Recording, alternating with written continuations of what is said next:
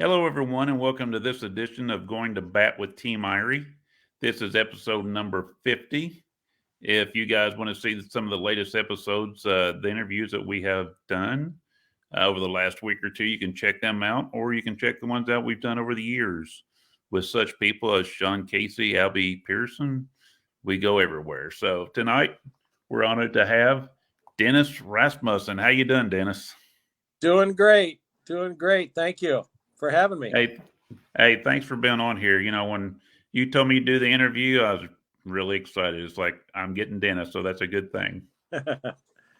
So we'll start the questions off. I read a lot on you about you and everything, and it was pretty interesting some of the stuff you've done. But you played a variety of sports growing up. You were named All-State in basketball and baseball in Colorado.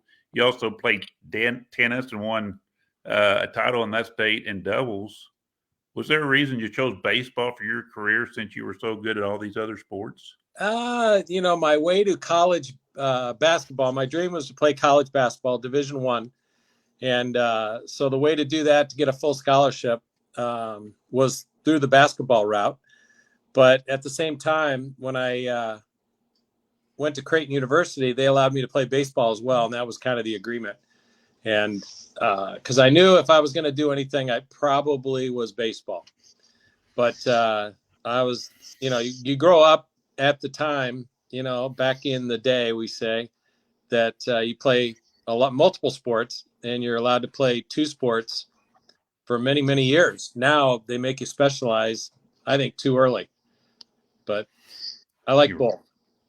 Yep, you're right. And, I was reading about something pretty dramatic happened to you at age 14, and you're lucky to be playing any kind of sports. Could you tell us a little bit about that?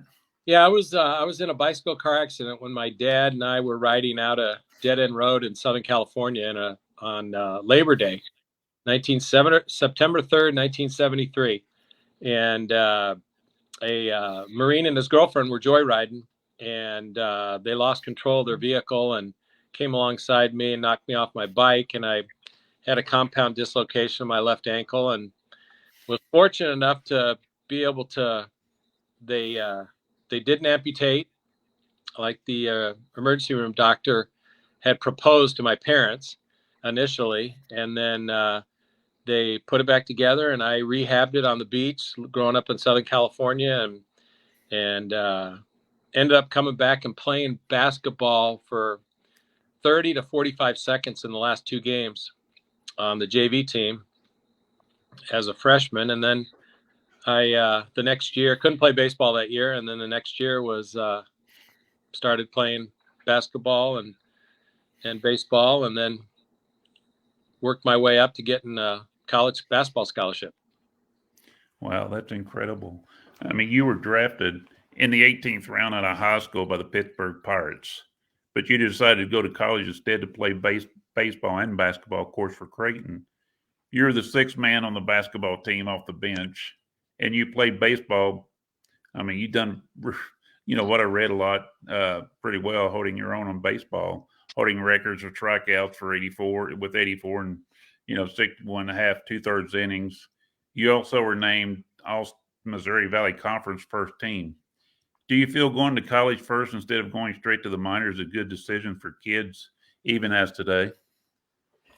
I used to think that, and now if you've got the talent with the draft, only 20 rounds now, and a lot more high school guys are going in the draft. I'm more apt to possibly have the guys go to sign instead of going to college, but getting college in their contracts so they can end up going back to school, because a lot of times it doesn't always work out.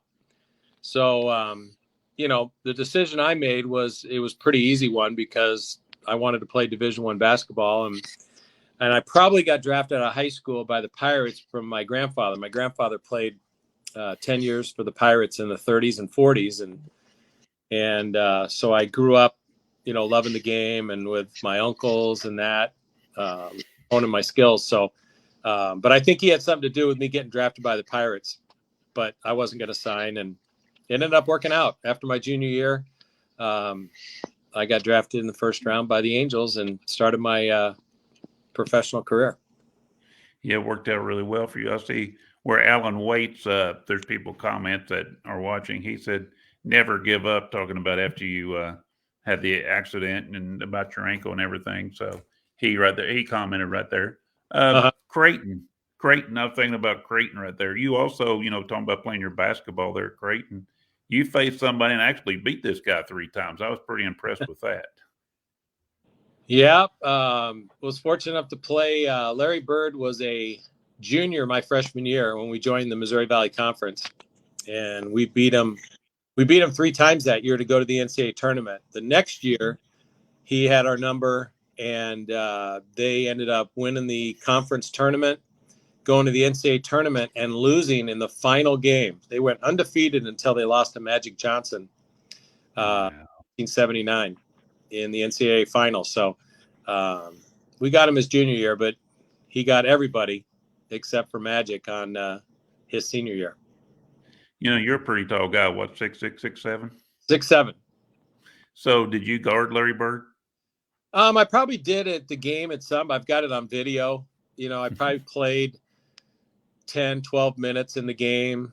But probably at some point, but I'm not positive. That's pretty cool, though, playing against Larry Bird. It's pretty cool. You were selected in, of course, in 1980 in the first round. You did well, in the minors, and actually, once the Angels took you, was traded quite a few times. I know the Yankees for Tommy John, and then you was traded to San Diego, then back to the Yankees for Craig Nettles there. Was it hard to keep in the flow of the game with being traded so much in the minors? Not really. You really don't think about it. And the way I always looked at it and was told to look at it is that somebody wanted you. It's not like they wanted to get rid of you, and they did it for a reason. And I'm just glad I eventually got to the big leagues and was kind of fortunate once I got back to New York in the trade, the last day of spring training in '84 with the Padres. I wasn't going to be one of the 5 starters, so I got traded back to New York for Nettles, and then a month into the season got in AAA in Columbus, got called up. The Yankees weren't playing very well, and Mr. Steinbrenner decided to shake things up, and he brought up Bobby Meacham, Mike Pagliarulo, Don Mattingly come up a little bit before that. So a lot of us younger guys that had been in the minor leagues the last couple of years got an opportunity to show what we could do. And Yogi Berra was the manager, and I remember when I first got to the ballpark, he said, "Kid, go show us what you can do." So I think all of us ended up playing quite a few years in the big leagues just from that opportunity. And it's all about taking advantage of the opportunities presented. And we all know so well how colorful Yogi Berra was. Absolutely. It's funny. I just got noticed that I ordered 4 sheets of his stamp, U.S. Postal Service stamp that's out. Somebody had sent it to me and I saw it and I said, God, before they sell out or they get discontinued, my first manager for my first big league win and my Yankee days. And I love Yogi, and I take a lot of pride in the picture that he autographed for me in my basement. And he just was a great guy, and I just owe him a lot for giving me an opportunity to start there in 1984. So I can't wait to get those. Those should be coming in the mail anytime. Yeah, one of my interviews I done, Albie Pearson, which he just passed away a few days ago. He was rookie of the year in 1958 and went to the All-Star game in '63. Actually beat out Mickey Mantle, but he was only like 5'5". He was so short, they'd give him a hard time. But he was talking about playing in New York, and he said Yogi was behind the plate and they was having a hard time getting him out. And Albie said that Yogi told him, why can't you get this guy out? He's so small he couldn't hit a ball out of a ditch with a shovel. Yeah, he wasn't a very big guy, but I tell you what an incredible talent. And they had quite the run there with the Yankees all those Yep, years. exactly. What was it like when you got the call that you were going to the majors? Well, the first time I was in AAA of '83, and I was involved in a player be named later trade to the Padres for John Montefusco. So we finished our season in AAA. Johnny Oates was the manager, and after we celebrated on the field, he invited Edwin Rodriguez and myself into the manager's office and said, "I'd like to congratulate you. You're going to the big leagues, and you got a flight leaving in the morning to San Diego." So that's when we first found out. And so we jumped on a flight together. Our layover was in Denver.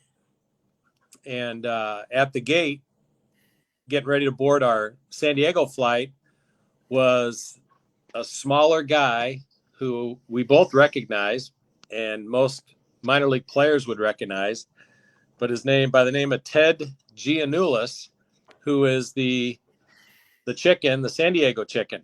And he used to do all of his skits at a lot of the minor league ballparks and big league ballparks for that matter.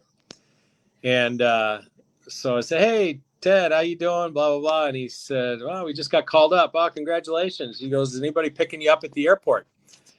And we said, "No, we just got to get to our hotel, and we just got the name of the hotel." He goes, "I got you covered." So unbeknownst to us, we got our bags, and a big limousine was out front. And so Edwin and I had our first limousine ride in San Diego by the San Diego Chicken to our hotel. That's pretty cool. And the San Diego Chicken was always my favorite mascot. I don't know. I guess he's still out there. I mean, do they still have the San Diego Chicken, or have they discontinued him? I think it's the chicken. Now they got rid of the San Diego part of it. Okay. He went away from San Diego, but I don't know if he's still. That's a good point. I might have to look that up because that's been many, many, many years, and he's gotten an awful lot older. And doing that skit for that long, I haven't heard that he's still doing his gig. Yeah, exactly. I know that you were promoted again to the majors in '84, and you got your first win on your first start that year. Do you still remember that like it was yesterday? I guess you came up. I guess that was the year you was for playing with the Yankees, wasn't it? Correct. I do. It's in the old Kingdome I got imploded because now they've got, I think it's T-Mobile now, and in Seattle, which I haven't been yet, and it's on our bucket list as a family to see all 30 major league ballparks. But it was memorable, and I know I pitched 8 innings, struck out 10, and Dave Righetti got the save. So it was a memorable day, and I will never forget it. No, anybody that playing for the Yankees and getting your first win. I mean, I don't think anybody could forget that. Nicholas Lawson said Dennis is a former Red as well, which we'll get into that here in a little bit. But in 1986, you were slated to start at the AAA that year, but you got the call to the major instead on opening day. That year, you ended up with 18 wins, which is pretty nice. That had to feel pretty incredible. Were you surprised at having that many wins that year, or did you know it was your time?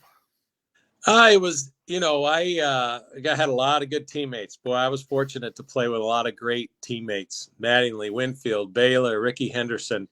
Dave Righetti scored at that, he saved 46 games at the time. It was a major league record, and he actually in Boston saved my 18th win. So, I had a little bit higher ERA, but winning's the bottom line. And the eventful thing that transpired in spring training was that I was pitching on Tommy John's on the same day as Tommy John, and I was scheduled to pitch in a minor league game. Tommy John ended up getting hurt the day before, and they called me at 10:30 at night on what would have been my last start before opening the season and going to AAA. And they told me I was to be on the bus up to Kansas City from Fort Lauderdale, or to Davenport, spring training for the Royals, and that I was starting. And I started, pitched 7 innings, gave up 1 run, and Lou Piniella named me the 5th starter, which is his first year managing. And so that's kind of how that happened. And I went on and I guess rewarded him for his decision, and ended up winning 18 games. Yeah, that's pretty incredible. I know, talking to Kip Gross the other day, and you said a little bit about a higher ERA, but Kip said he'd rather have a little higher ERA, give up a few runs, and get the win because the win is what most people look at.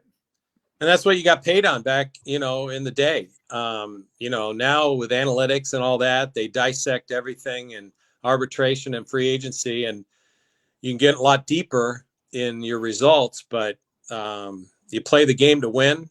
And that's really the bottom line, is to be in a position to get a win in a ball game, because now you got to go 5 innings. And I took a lot of pride in taking the ball and going as hard as I could for as long as I could. Exactly. I know when you had a winning record in '87, then you were traded to the Cincinnati Reds. My Cincinnati Reds, I always say, because of course that's my favorite team closer to home here. But later that year, were you surprised at the trade? Did you want to stay in New York? I was actually kind of surprised, but we had 4 out of the 5 starters were left-handed. So we were pretty dominant, left-handed dominant, and they traded Billy Gullickson and I got traded for each other. And, it's one of those business decisions. You don't have any control over it. And like I said, I always looked at it and was told that somebody wanted you. If you're in a trade, somebody must have wanted you. And so I went to Cincinnati and pitched okay. Started out the year the following year and not really pitching that well. Pete Rose was the manager, which was a story in itself. And then I ended up early June, got traded. I think I was 2-6. Got traded back to the Padres. Jack McKeon traded me for the second time, and I had one sideline with Pat Dobson, the late Pat Dobson, 20-game winner with the Orioles, and he noticed something. Apparently I couldn't remember what it was or what have you. The mindset, the mental part of the game is such a big part of it. But the rest of the year I went on and ended up 14-4 with a 2.5 ERA and put together a totally different season, in just that same year. So it was like two different seasons. Yeah, I was going to ask you about that because I saw where you started 2-6 with the Reds, and then you got traded and you went 14-4 with a 2.55 ERA. So I was just wondering, it's like, man, were you excited to get out of Cincinnati? Is that why you pitched so much better in San Diego, or did you just like the weather better out there? Yeah, I don't have any idea. Although I did grow up in San Clemente, California, which was just about 45 minutes to an hour north of San Diego. But I don't know what it was. But it's history now. But you look back on it and what happens and transpires in your career, and there's a lot of unanswered questions that happen when you have a longer career. Yeah, and you played a few more years there for San Diego, and of course you done pretty well. I was looking at your stats, and then in 1982 you signed with the Orioles, and eventually the Royals that year. You had some arm trouble. I remember reading up on your arm trouble, but by the end of the year you were called up to pitch on September 29th and threw a complete game, one hitter against the Angels. That had to feel pretty rewarding. Yeah, actually, I was. The way the story goes, I started with the Orioles, didn't make the team. Johnny Oates was the manager, and he asked me to go to AAA. I went to Rochester, playing with a former teammate of 10 previous years before that, Jerry Narin. And I had an out in my contract, June 1st. If I wasn't called up to the Orioles, I could be a free agent. So I did. I drove home to Omaha, called the Royals, pitched the rest of the season with the Royals, and finished the season in Omaha, AAA. And one of the starters got hurt in Kansas City like the next day or the day after our season was over. And they called our manager, Jeff Cox, and, hey, we need a starter. Who would you recommend? And he recommended me. So I went up the month of September, ended up being 4-1. And that last start of the season was that September 29th start, which was the day before George Brett didn't play in that game. He played in the next game, and he went 4 for 4 and got his 3,000th hit. But Wow. in that game was I remember it vividly, and it was the night of our end of the year team party. It was an hour and 44-minute game, so the guys were all excited that they got out early that night. Yeah. I had given up a leadoff hit to start the first hit of the game. A couple pitches later, picked off Damon Easley, who got the hit, and retired the rest of the outs. So I really retired all 27 hitters and 27 outs. So kind of a unique thing, and probably hasn't happened that much. I know at some point it's happened like 10 times in Major League Baseball, but maybe more by now. Wow, that's pretty awesome. But I know you struggled a lot that year, and when I was reading that, it's like, man, he came back the end of September through a complete game, which you never hear of anymore. You only give up one hit. It's like, man, he struggled, and he came back with a vengeance. Yeah, you got to take advantage of your opportunities, and like I tell our current pitchers and wherever I'm coaching is, you're only as good as your last pitch, and you got to turn the page and look forward to that next one, because that next one is the one that can do damage. So you just got to keep looking forward. You do. Charles Hampton just commented, and he said another good show. So, um, I know in 1996, after you got done with your Major League Baseball career, you actually went and played in an Italian baseball league. How much different was that than playing here compared to the MLB? Yeah, it was. It's funny how that happened, but I couldn't get a job, and I was trying to go to Japan to pitch, and there was no interest. So I had an opportunity to go play in Italy. So I played for the Rimini Pirates, and they signed two imports each year. We had a Cuban first baseman and myself, and the rest are all Italian guys. It's about AA caliber baseball over there, and ended up, I think I started 4 or 5 games in my last start. In like the 8th inning, I was fielding a bunt in a tie game and tweaked a hamstring, and I was done for the season. It was actually pretty bad, so they sent me home, and that's when I called the Tampa Bay Rays at the time. We're starting their organization in 1996, and I got a job as a minor league pitching coach with them, and took their first team up to Butte, Montana in the Pioneer League. Yeah, I read a lot about the ball players going to Japan and play, and it's actually the first time I read about one going to Italy. So I was Yeah, kind of interested in that point.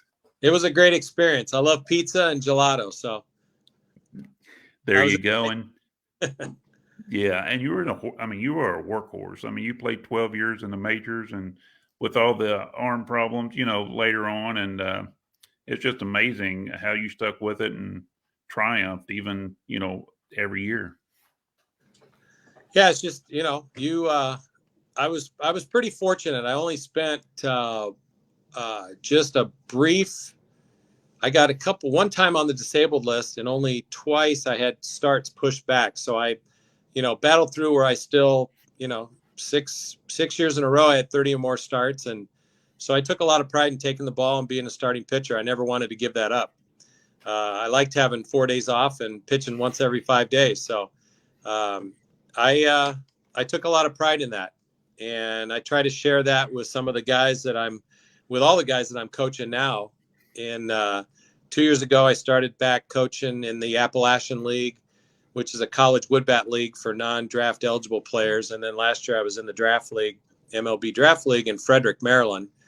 Guys staring in the face of, hundreds of thousands of dollars to get drafted. And fortunately, we had 8 guys get drafted or sign as free agents last summer's team. So that was great. Yeah, that was great. I was going to mention after baseball, you started into coaching. I was going to ask you how you liked coaching. Yeah, I love coaching. It's I didn't realize how much I missed the game, and the part that you can really mentor these young guys and say a couple things and watch them thrive, because it's part of giving back to the game. And I am a product of all my pitching coaches, and I tell the guys, I said, I may be saying the same thing that many of your pitching coaches are saying, but you might hear it a little bit differently. And if it works, great. And the bottom line is I'm hoping that they have that opportunity to live the dream like I did, and, get signed to affiliate baseball and one of the 30 major league clubs, and eventually pitch in the big leagues, because it can happen. If it happened to me, it can happen to any of them. Exactly. I say where my uncle Bob Irie there. He said, "Great interview, very interesting." He said you're very interesting, and he said, "David, you are a pro." I think he's a little biased there. Uh, oh my goodness! But you played a lot of baseball. So what would you say was your most memorable moment? Because I was looking at some of your teammates. I mean, you played with Don Mattingly, Tony Gwynn. I mean, these guys. I mean, the guys I always watched growing up and couldn't believe the athletes they were. But what was your most memorable moment? Obviously my first big league win in Seattle, getting called up the first time.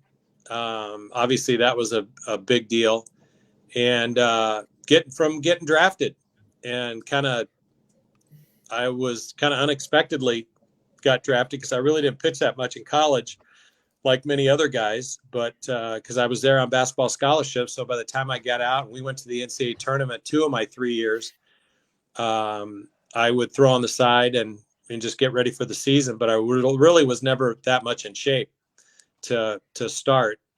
And so I had limited innings, but just a lot of great memories on teammates that I still text, it seems like daily. I watch MLB Network and Hot Stove, and I'll text guys that are guests on the show. And I was teammates with Tony Gwynn, obviously, and then Mark Grant, who does the Padre games, and him and Don Arcillo do the games. And they were on last night, and I texted Mark Grant, and he got right back to me at in between innings. So it's kind of fun to. It's during spring training, but even during the season, occasionally he gets back to me when I watch a game, and talk to some of the former teammates. But I wish them all good luck, from Terry Francona to Don Mattingly, now the bench coach with the Blue Jays. And so it's Dusty Baker. I'm a big fan of Dusty Baker's, and his third base coach, Gary Pettis, and I were roommates. And so it was fun following their run these last few years, and especially last year. It's really good to hear that you keep up with your teammates, because I've interviewed a lot of former players, and some of them haven't talked to anybody from, their major league careers for 20 or 30 years. And so it's good that somebody keeps up with them. Yeah. Well, there's a lot of guys I wish I, could reconnect with, but it's a little bit easier with social media and Facebook. And a lot of guys that said they would never get on Facebook now, as they've gotten older, have reconnected and reached out, and we pick up the phone and call, and it's like nothing, time hasn't passed. It's just, we pick right up where we left off, and it's fun staying in contact with so many of the guys that you played with and even against. Yes. And, thinking about all those years that you pitched, all 12, was there a certain batter that you just hated to face? Quite a few, actually. I had some memorable battles with Matt Williams with the Giants. I remember we in the National League West, we were battling the Giants and the Dodgers, being the 3 California teams, and I know I struggled trying to get him out. Think he had 3 hits off me in one game and 2 home runs, and counted for all the RBIs, but I stayed in the game long enough. I think I got a no decision in the game, but if I didn't have to face him, I'd have had a really good game going. But so there's quite a few guys that I struggled facing. Even Andre Dawson, some of these guys that I look on baseballreference.com and see what my stats are, especially the Hall of Fame guys, the Eddie Murrays, and just there's so many guys. I was privileged to play against so many Hall of Famers, and that had become friends over the years in a lot of our alumni events. And it's just been I've been very fortunate to live a great life and play the great game. And if they weren't Hall of Famers, they probably wouldn't have been so hard to get out to start with. That's true. That's true. And I helped them You get know, there. I never forget to tell them that I did help you get there. I mean, I remember telling Wade Boggs one time that he ended up his career with 3,010 hits, and I gave up 9 hits to him. And I told him at one time, I said, "You still would have got to the Hall of Fame even without my help." So, that's true. Um, we talked about back in your day and everything when you play, which of course baseball's changed a lot. They've tried to speed up the game with you know the pitch timer, which pitchers actually only had. We're supposed to only have so much time to pitch anyway, but the batter's got so many seconds to get in there. The bases are bigger. You can't throw to third, fake throw to third. You can only throw to first base twice. All these different rules. What do you think about all these rules that they've changed into baseball nowadays? the thing they've done is the good thing they've done is they've incorporated those rules in the minor leagues or in independent ball, like in the Atlantic League, and they tested it out. And I hope all the ones they've done, I'm fine with it. It's just change is, a lot of people don't embrace change, but it's part of the game, and obviously it's part of baseball, Major League Baseball. You don't see the NBA changing much, or the NHL changing too much. Probably the best thing they did living here in Detroit and here in Hockey Town, and we're big Red Wings fans, is once they went to overtime and they went to 3-on-3, what a total difference it's made for, to the game and how exciting it is to watch. But, as far as all the changes they've made in baseball, you would just have to adapt. And I'm coaching in the Pioneer League this summer, and we're going to have the pitch clock, and we're going to have shift rules. So we don't have the larger bases that I know of, but it's just part of the game. And anything to quicken up the game. I think the pitchers. I think if I was a little bit quicker on the mound in between pitches, because I was somewhat of a slow worker, and that probably could be argued by some of my teammates, especially if they listen to this podcast. And but I think it would. I think it helped. And later on my career, I ended up working quicker, and I was better, and I was sharper, and I got hitters to swing at pitches they may not normally swing at. And I wish I'd have figured that out earlier. In your career, did you have to deal much with the shift? Not really. It didn't seem like they did that, And then some of the other things they did is they used to platoon a lot, where I would face all right-handed hitters. As a left-handed pitcher, I would face all right-handed hitters, where nowadays, shoot, some of the guys average against lefty on lefty are better than they are against right-handers. And so that was one of the biggest things, that one of the bigger changes is platooning guys. Everybody thought that, oh, you can't hit, left-handed hitters can't hit left-handed pitching. But over the years, a lot of guys have proved that wrong, including some pretty good teammates in Don Mattingly and Tony Gwynn. Yeah, I don't think it mattered who Tony Gwynn faced. Nope, that's for sure. No, his statistics are like unreal. We talked about all these teams. You play for a lot of teams. Have you ran into any funny clubhouse stories you could tell us, PG rated or G rated, Yeah, that you could tell us about your career? Yeah, the fun. There's some great stories out there, and I've got a stepson that always laughs when he heard the story of my initiation into the big leagues when I got called up in San Diego, and we went to Atlanta for the first road trip, and I got in the first game the next day. I was Kurt Bavacqua was taking bets that he could lift 3 guys in just one person could lift 3 guys. So 3 of us laid down, and I was interlocked between Greg Booker, the late Greg Booker, and Bruce Bochy. And I was in the middle, unbeknownst to me, laying flat in the middle of the clubhouse. And the prank was on me.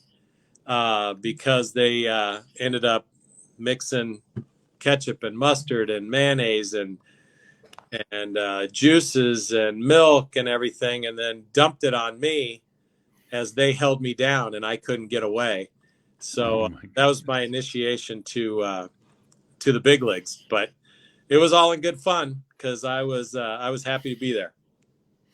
Yeah, exactly. I know Johnny LeMaster was telling me one day that when he first got called up in his first game, he had to come in to replace somebody during the game, and some of the guys hit his shoes, his spikes, and then as the game, of course, when the game was going on, he had to find his shoes. Then they had him tied up, I think, in knots. And he had to untie him, and time he got to shortstop, he didn't even have time to warm up before the game started. So I know they play tricks on you. Oh, there's many, many, many more stories, and everybody has them. Exactly. You touched a little bit on it a while ago about still coaching. What do you do a lot now with your free time? Just right now, I was in the draft league last year and the Appy League the year before during the summer. And now we've been trying to put a pitching staff and a team together in Billings, Montana, which is independent ball. So we are talking to players and trying to convince them that Billings is the right place for them. And we offer them a contract and give them a certain amount of time to say yay or nay, and hopefully we do a good sales job and put a good team on the field. So I'm looking forward to going up there in May, and we've got a couple tryout camps. I do some Major League Baseball alumni clinics, which are free clinics throughout the country. I was just out in Arizona and did one there, but they have them everywhere, over 100 a year.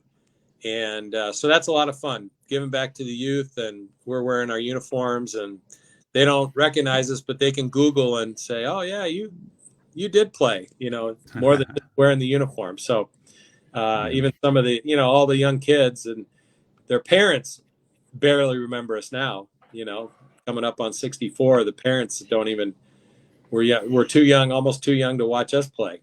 But that's true. I read a little bit earlier, and I know didn't ask this, but what's up with the dairy bar? Do you have a dairy bar and grill or something up there in Michigan? it's called the Dairy Grill. It's been a family business for 50 plus years. And when I first moved up and got engaged to my wife 10 plus years ago, I ended up running it for 6, 7 years and kind of managing it and hiring employees, and something I'd never done before. But after COVID, it's still in operation. But after COVID, with my wife's blessing, I got back into coaching, and I plan on coaching as long as I possibly can now. I don't know, that dairy bar sounded awful good. It's pretty good. Oh yeah. So was it your wife's family that's from Kentucky? Correct. Okay. You've got a pretty good woman then if she's got roots down here in Kentucky. Yeah. She is. She's a good girl. She's a baseball girl and a sports fan. So I'm very lucky. I agree. Kentucky here, so she's a good one. Yeah. We'll do some rapid fire questions here to end this, and I always like doing these rapid fire questions with all my guys I interview. We'll start out. What was your first car? First car was a Chevy stepside pickup. I think that's how you get your wife because everybody in Kentucky Three. drives pickups. Yeah, 3 on the tree. By the way, Ooh, back in the day, that yeah, stepside, that's that's crazy. better than anti-theft anymore because if you still had that, nobody could steal it. That's right. That's right. Because nobody can drive a stick. So No, exactly. You had a few managers, and I know a lot of guys really praise Lou Piniella, but did you have a favorite manager? I was fortunate to play. First manager was Dick Williams in San Diego when I got called up, and then of course I get traded. I was in AAA with Johnny Oates was the manager, who ended up being a big league manager, and caught a lot of for a lot of years in the big leagues, and he was great. And then of course, Yogi Berra. Billy Martin was quite the character, and then Lou Piniella in my years in New York, and then Pete Rose in Cincinnati, Greg Riddock, Jack McKeon. I was very fortunate to Hal McRae, Bob Boone. I'm very fortunate to have a lot of Hall of Fame type people for one, and managers for that matter. So, but Yogi was probably, I would say, one of my favorites. He just kind of let you go out there and play, and he didn't say too much. He was a man of few words, but when he did say something, you would either laugh or you would take it to heart, and because it was always important. So, Yep. And you grew up in California that, your younger years. Did you have a favorite team growing up in the MLB? yeah, I followed the Angels. We grew up as Angel fans. You'd go to Bat Day and Helmet Day and Little League Day, and because I just literally lived half hour down the road from the stadium, so I was a big Jim Fregosi fan, and grew up watching the Angels. And my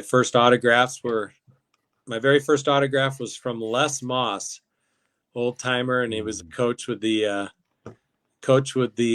California Angels back in the day, and he was older then. But I'll never forget some of the impressions that those big league guys. And then my grandfather played, but he passed away soon while I was in high school. So right after I got drafted, and so he never saw me play in the big leagues, which I really regret. But my grandmother was also a big fan, and she used to come to games I pitched in Anaheim and then in San Diego, when I went back to playing for the Padres. So that was pretty cool to see her grandson after having her husband play for 10 years in the big leagues. Yeah, I just didn't know which team you would have picked growing up since you lived in like Southern California and had all those teams that are close to you. I didn't know which one would be your favorite. Yeah. So, did you have a favorite team that you played for? Probably the Yankees. Although I love playing for San Diego, there's arguably not a greater stage to play professional sports than Yankee Stadium and playing for the Yankees. I think everybody hopes that in their career at some point, you read a lot about a lot of guys that get a chance in the middle or later on in their careers to play in New York. And I think I was fortunate to play there as a young player and learned a lot, and having to deal with the media and just probably especially dealing with the media and not being a high priced free agent. I was I was making the minimum salary. A lot of us were, that got called up there early on. And I know Mike Palliarulo, the year I won 18 games, Mike Palliarulo, our third baseman, we got called up about the same time. He had 30 home runs that year. And so we kind of got a chance to start our career and show that we could play and deserve to stay in the big leagues. And he ended up having a long career as well. So I would say New York, definitely. Did you have a favorite teammate? I had a lot of favorite teammates. Yeah, a lot of favorite teammates. We brought up Tony Gwynn, and went to Puerto Rico after that '83 season. That winter, Tony Gwynn, Kevin McReynolds, we all went to Puerto Rico and played for San Juan, and we all lived in the same development. And there was, I think, 6 of us. Greg Booker. We had quite a few guys that went down there, that all played together. So we all kind of came up and just had a lot of fun. We golfed during the day and had baseball games at night, and so that was it was fun to play our whole careers, and then playing the big leagues. The second time I was San Diego, playing with Tony after he had established himself as a great player, and then to watch him play for 4 years was quite the.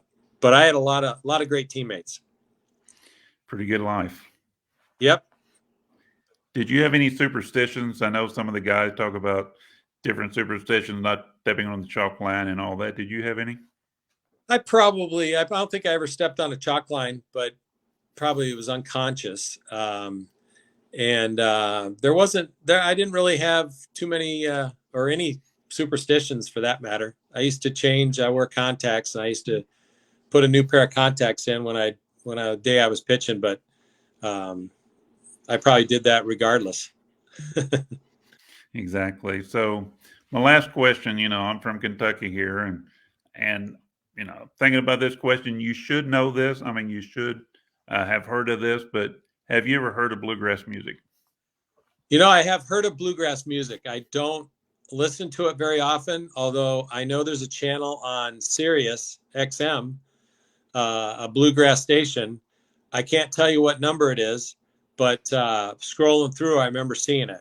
And my wife, when we were driving, she's in charge of the radio stations, so she she keeps her finger on the dial to change channels pretty often. So I get to hear a lot of different music, and country is one of them. And bluegrass hasn't been on top of the list, but it could be sometime.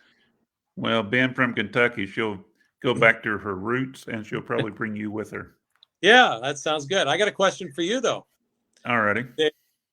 Have you Do you know what's famous in the town of Corbin, Kentucky? Kentucky Fried Chicken. So I was on my way traveling back to Michigan, and I stopped there once at the original cafe and museum, or cafe.